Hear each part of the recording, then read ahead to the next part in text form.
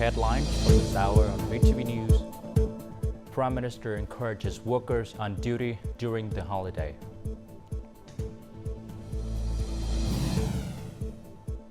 And extreme heat to continue throughout the holiday.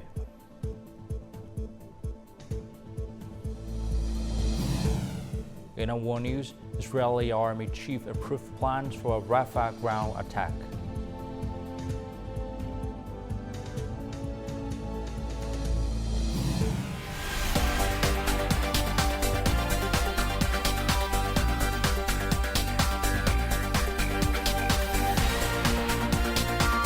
Broadcasting from Hanoi, the capital of Vietnam. VTV News starts right now. Hello, it's 3 p.m. local time in Hanoi. You're watching VTV News. Prime Minister Phie had just inspected various construction sites of expressway projects in the provinces of Khánh Hòa, Phie, and Bình Định. He encouraged officials and workers who are working throughout the holidays and provided guidance for addressing difficulties at these sites. More to follow. While inspecting the Vân Phong Nha Trang project, which spans more than 83 kilometers and is part of the North-South Expressway, Prime Minister Phie praised the board of directors, project managers, and contractors for their active contributions. He also commended the workers for their hard work throughout the holidays on the construction of transportation infrastructure. The Prime Minister emphasized the need to accelerate the process during the dry season and complete the project by April the 30th of next year. The top leader also requested localities and EVN to urgently address problems related to site clearance. While visiting the 117-long construction sites of the Khánh Hòa Buôn Ma Thuột Expressways Phase 1, the Prime Minister suggested Khánh Hòa and Đắk Lắk focus on site clearance and resettlement. The top leader also directed the resolution of Khánh Hòa province proposal to connect this expressway with National Highway 26. The Prime Minister has tasked the Ministry of Transport with submitting a suitable plan to address inadequacies related to the National Highway 26 BOT project. The Prime Minister has asked the units to closely monitor progress, ensure quality, adhere to technology standards, and complete the project by April the 30th, 2026. Despite the 5-day holiday from April 30th to May 1st, workers at traffic construction sites remain highly motivated. They all share a common goal to complete the projects promptly and with the highest quality. At some key traffic projects in Ho Chi Minh City, workers and engineers are still busy working and are ready to work overtime.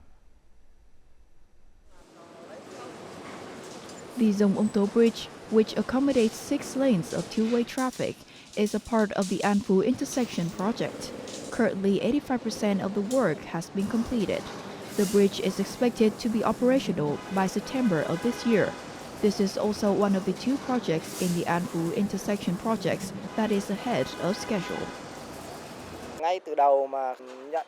Since receiving this bidding package, the group's leaders have paid great attention to the organization and preparation of workers and resources for construction throughout the holiday. Despite being the oldest worker, Ho is the first to commit to working during the holidays. Since everyone is trying to complete the construction project, I'm also determined to support them. The An Phu intersection is one of Ho Chi Minh City's key traffic projects.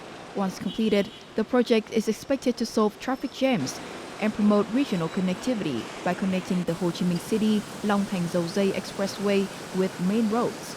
Construction units are working overtime and throughout the holidays to meet the completion schedule of April the 30th, 2025. We have supervised and instructed all construction units to conduct inspections, reviews, and re-registrations of all their progress. If workers wish to visit family, there must be someone to replace them or rotate in to ensure the project's progress. Despite the increased work pace, considerable attention is also given to workers' health care, especially during record-breaking temperatures in southern Vietnam. Despite spending holidays away from their families, hundreds of officials, engineers, and workers are diligently expediting the progress of the 500 kV Circuit 3 transmission line project. They are implementing various measures to cope with the intense heat while ensuring the completion of construction site. Many investors and construction units are determined to finish the projects according to plan. More to follow. Under the scorching sun, workers and engineers are still on site for the construction of the 500 kV Circuit 3 transmission line project. Construction is currently underway at the foundation of column number 36, package 21 of the Quảng Trạch Quỳnh Liêu section. Everyone is putting in efforts to complete this column. We are working overtime and doing our best to expedite progress. Despite the hot weather, we are determined to hand over the power grid to the government. Despite the hot weather, challenging terrain, and construction difficulties, we are still closely monitoring the site to ensure the project's progress and quality, as requested by investors and relevant units. To date, the transmission line project has handed over 100% of the site. Currently, 120 out of 1,177 steel columns are completed. Investors are also focusing on urging contractors to provide materials and equipment and proceed with the installation of the poles according to the committed schedule. To speed up the construction progress, contractors need to assess the location upon receiving the site handover. If the location is convenient, contractors should bring machinery and resources to conduct operations at once. The 500 kV Circuit 3 transmission line project in Quảng Trạch to Phổ Nối spans approximately over 500 kilometers, with a total investment of around $868 million. The project is slated for completion and operation by June the 30th this year. On the fourth day of intense heat, many northern areas will become cloudy, but temperatures on Monday afternoon will not significantly decrease. In the central region, there will be few clouds and the temperature will rise. On Monday morning, the temperatures in the hottest places in the central region, such as Hương Khê and Tuyên Hóa, Đồng Hới, will increase by about 5 to 7 degrees compared to the same time on Sunday morning. The rising temperature may break the current record of 44.2 degrees in Vietnam. In regions from Khánh Hòa to Bình Thuận, temperatures typically range from 35 to 36 degrees Celsius, with some areas exceeding 36 degrees. Long periods of exposure to such high temperatures can lead to exhaustion and heat stroke. Additionally, the hot and dry weather increases the risk of explosions and fires in residential areas, as well as forest fires.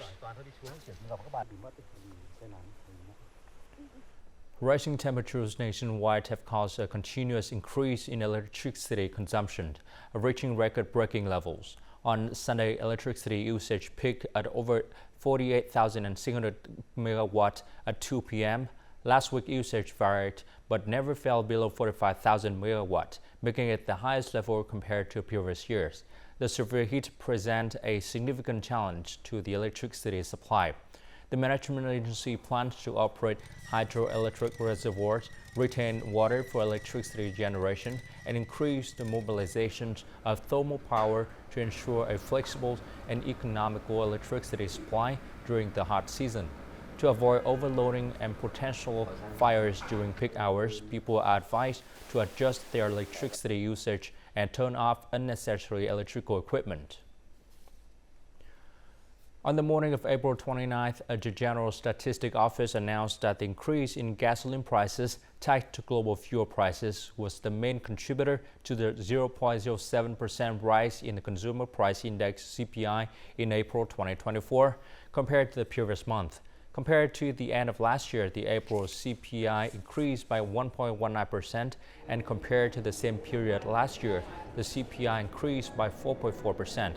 Among the 11 main groups of consumer goods and services, 8 groups saw a price increase compared to the previous month: beverages, garment, shoes, housing, and construction materials.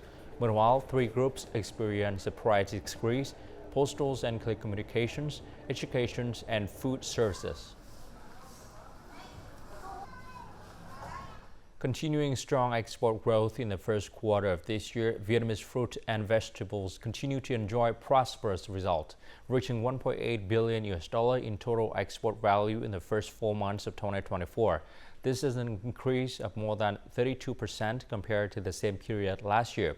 High growth rate, positive results from the market, and continuous efforts to improve processing capacity, the fruit and vegetable industry is expected to set a new export record this year. At 4 in the morning, this factory is already operating to purchase raw materials and keep up with export orders, thanks to positive signals from the US and EU markets. Vietnamese businesses are also searching for more raw materials to increase processing capacity. We're finding a stable and quality source of raw materials to ensure factory capacity. Currently, the company has signed long-term orders with U.S. customers to export in the first 6 months of the year. In Đắk Lắk, factories that produce frozen durian products from South Korean and Japanese markets are now preparing freezer storage and increasing capacity. This aims to meet the rising demand of frozen durian in China. If more frozen durian export codes are approved, Vietnam can store goods during the harvest seasons and sell them evenly throughout the year. An official durian export protocol into China will motivate Vietnamese businesses to invest in diversifying durian products. From there, they have the infrastructure to freeze or process durian. Amid rising tensions worldwide, Vietnam has been maintaining a good export pace to nearby markets such as South Korea, Japan, and China. Notably, Vietnam's fruit and vegetable import value to Thailand has rose to more than 110%. Businesses are active in re-signing orders, which is a sign of good recovery. The signing price is also guaranteed. We need to organize production to ensure stable output and sign contracts. For the first time, Vietnam's fruit and vegetable exports has reached and exceeded $1 billion in the first months of the year. This is an important momentum that will help this industry reach a new record in export. Coming up next on VTV News, Mekong Delta ramps up effort in forest fire prevention.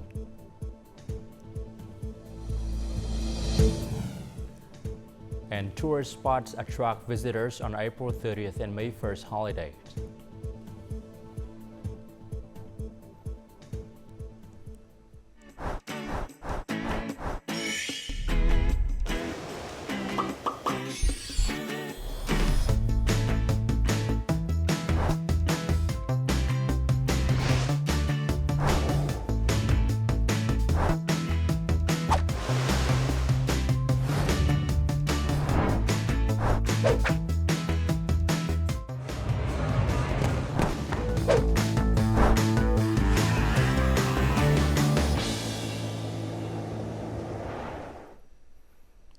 With the current severe heat situation, localities in the Mekong Delta are strengthening measures to prevent and combat forest fires. In Bạc Liêu, the bird park has raised its forest fire warning level to extremely dangerous. The locality has doubled the number of people on duty in the standing fire prevention and fighting team and added a mobile fire prevention and fighting team to patrols and be on duty at the fire watch tower from 9 a.m. to 5 p.m. every day. In Canal, more than 45,600 hectares of forest area are on a red alert with the possibility of fire occurring at any time. Local areas have also increased the implementation of measures to prevent and combat forest fires. Ensuring a safe and clean water supply and adapting to climate change is the theme of this year's National Clean Water and Environmental Sanitation Week, which will last until May 6th. According to the Ministry of Agriculture and Rural Development, almost half of Vietnam's population, primarily in rural, mountainous, and remote regions, lack access to clean water. This urgent issue requires continuous efforts to supply clean water to people in these areas. Schedules were drawn up, and today, Lai can come to this water tank to get domestic water for her family. Her family invested $100 in building this tank to store water for domestic purposes. Clean water is precious to villagers. Water is scarce. The source of clean water is far from the commune. We have to conserve water. During the dry season, there is minimal rainfall, leading to a significant lack of water for daily life and irrigation. Many families in Ngân Sơn districts had to switch their cultivation from rice to corn and tobacco leaves, which requires less water. We need funding to build water supply stations for people, but local resources are very limited. Vietnam has more than 18,000 centralized water supply projects, but nearly 45% of them are operating ineffectively. Currently, funding for maintenance cannot cover the actual needs. The Ministry of Agriculture and Rural Development has implemented urgent solutions to mobilize resources. Localities in the northern mountainous areas often store water during the rainy season for use during the dry season. The ministry has earmarked funds for water projects in those areas. There is an urgent need for more specific and robust solutions for the investment, management, and operation of water supply projects. It is crucial to make every effort to ensure a clean water supply for everyone in remote and mountainous areas. Despite the hot weather on the first few days of the April 30th and May 1st holiday, tourist areas across the country have attracted a large number of visitors. Mountain tourism, sea tourism, and ecotourism have been especially popular. More to follow. For the April 30th to the May 1st holiday, the people of the Hmong's ethnic groups in Simacai districts have developed several experiential tourism products. These are designed to welcome visiting tourists, especially those interested in flower cultivation and exploring the culture of ethnic groups. Highlights include flower festivals and the Go Tao Festival. The Đồng Hới Cultural Tourism Week 2024 took place on Sunday in Quảng Bình province. The event opened in the street festival in Đồng Hới city, featuring over 350 artists. This year's Đồng Hới Cultural Tourism Week also included activities such as the National Boat Tournament, a food festival, and the folk game by Joy. Visiting ecotourism gardens in Western Vietnam is a popular choice for many tourists during hot weather. Many new ecotourism sites have been launched recently. Numerous recreational activities reflecting the city's character have been organized for tourists. The Hạ Long Carnival program, themed Bright with Wonders, draw inspiration from the core values of Quảng Ninh: beautiful nature, unique culture, economic development, and happy people. The program includes numerous meticulously choreographed art performances and feature international art troupes. The highlight of this year's program is 3D mapping and drone light technology. For the first time, iconic images of Hạ Long and Quảng Ninh were drawn in the sky, offering impressive experiences and evoking powerful emotions in both residents and tourists. The Hạ Long Carnival marks the beginning of summer tourist season in Quảng Ninh. With a series of cultural and tourism events lasting throughout the summer month, Quảng Ninh hopes to attract 17 million tourists in 2024.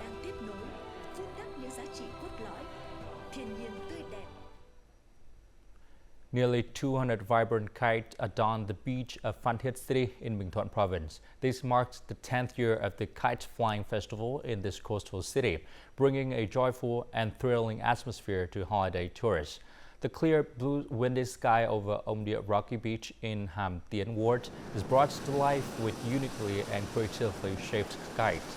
This is a meaningful and memorable occasion for tourists, especially young children from urban areas who have few opportunities to participate in outdoor and recreational activities by the sea. Along with introducing visitors to traditional Vietnamese culture through kite flying activities, the festival also provides a relaxing space for visitors where they can enjoy a view of the blue sea, white sand, and golden sunshine. The Kite Festival also marks the upcoming peak summer tourist season in Bình Thuận.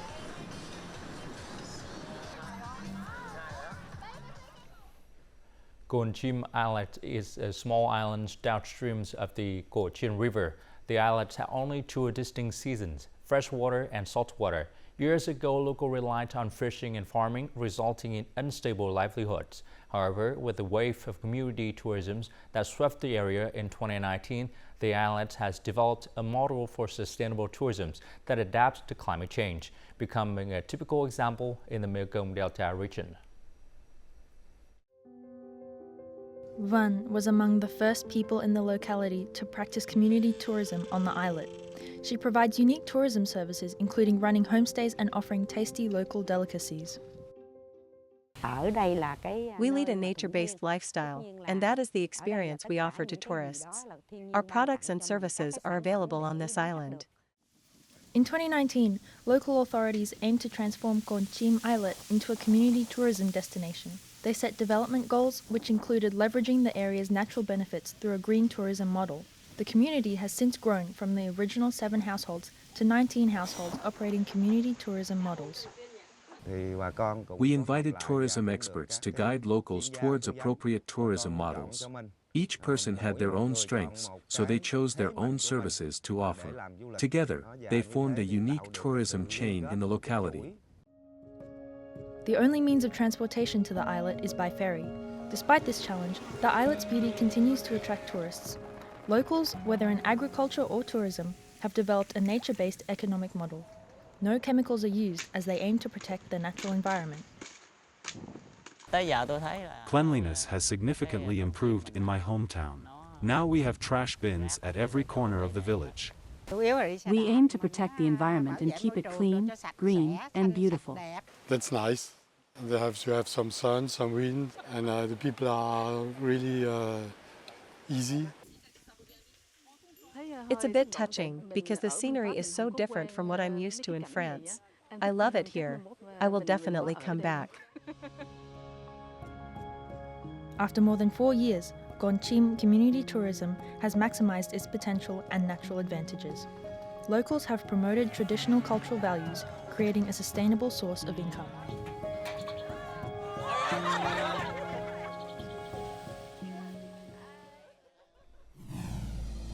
Coming up next in our war news, Israeli Army Chief approved plans for RAFAH ground attack.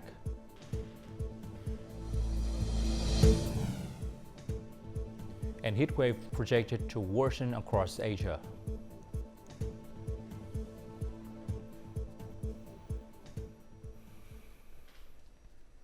The conflict in Gaza is at risk of escalating. In the latest development, Israeli Army Chief of Staff Herzi Halevi has approved plans for a ground offensive in Rafah, located at the southern tip of Gaza. Plans for the Rafah ground attack were approved during a meeting between Halevi, Southern Commander Chief Yaron Finkelman, and other divisions and brigade commanders. Palestinian President Mahmoud Abbas warns of the risk of the biggest disaster in Palestinian history if Israel captures Rafah, where the majority of Gazans are concentrated. On April 26, an Egyptian delegation arrived in Israel to discuss a proposed ceasefire and hostage exchange between the country and Hamas forces.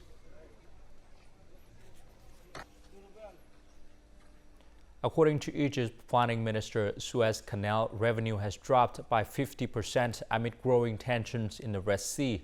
Previously, the Suez Canal brought in approximately $10 billion per day to the Egyptian economy. As of last Sunday, the country registered a decrease in revenue by 40 to 50%. In recent months, trade has been diverted from the Suez Canal to the Cape of Good Hope to avoid attacks in the Red Sea. This decrease has affected Egypt's foreign exchange revenues, contributing to an increase in food and energy prices in the country. In February, the management authorities of the Suez Canal stated that the canal's revenue in January fell 46% compared to the same period in 2023. A scorching heat wave is affecting many Asian countries, with temperatures exceeding 40 degrees Celsius in numerous areas, impacting people's health and daily activities.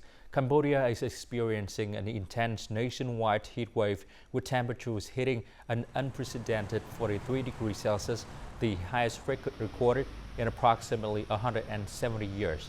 Meanwhile, Bangladeshi officials have also issued warnings that the country will endure a severe heat wave in the coming days. Bangladesh has recorded 31 deaths and a series of heat-related hospitalizations across the country. The Indian Meteorological Department reports an increase in the number of hot days from March to May this year. The rise in the durations of heat waves is attributed to global warming. According to the Intergovernment of our Panel on Climate Change model projections, there will be an increase of approximately 2 heat waves, and the duration of a heat wave will extend by 12 to 18 days by 2060. As today's bulletin draws to a close, join us on a tour of a romantic land that has appeared in several movies, Casa Blanca in Morocco. Casa Blanca offers a visual feast of Moorish tiles, ancient minarets, and French colonial facades with Art Deco touches. That highlights the rich heritage of the Moroccan economic capital and encourage its preservation. Guided walking tours have taken thousands of people on urban explorations in the evenings. Tourists peer intently at the facade of a structure in the center of Casablanca as a volunteer guide from the Heritage Association Casa Memoir points out details that most of them have missed. Implemented by the Casa Memoir Association, the night tours help visitors learn about the city's distinctive architecture, thereby highlighting the rich values of Morocco's economic capital. At the same time, it contributes to efforts to preserve these unique architectural features. These initiatives were carried out by experts and architects in very effective, interesting ways. I feel like it opens its arms to welcome people. Technology allows us to obtain accurate information. We don't always have an amazing opportunity like this. For architecture enthusiasts, Casablanca provides a visual feast of Moorish tiles, ancient minarets, and French Art Deco facades. Casablanca's architectural heritage isn't confined to the 18th century walled city but also encompasses structures from the urban expansion during the French colonial period from 1912 to 1956. What makes Casablanca's architectural and urban heritage special? First and foremost, its diversity and richness. Tourists have the opportunity to see architectural features typically found in the heart of a European city. There is Neo-Moroccan or Neo-Moorish style, Art Deco style, and modern style. It's very diverse. While some of Casablanca's architectural gems are well preserved, others have fallen into disrepair or have been demolished, sparking public outrage. A total of 483 buildings in the city have been listed as national heritage, and 100 others are expected to be added soon. The owners of national heritage buildings are required to preserve the original architecture of the facades when carrying out renovations or other work. And now, as usual, let's continue with the weather forecast.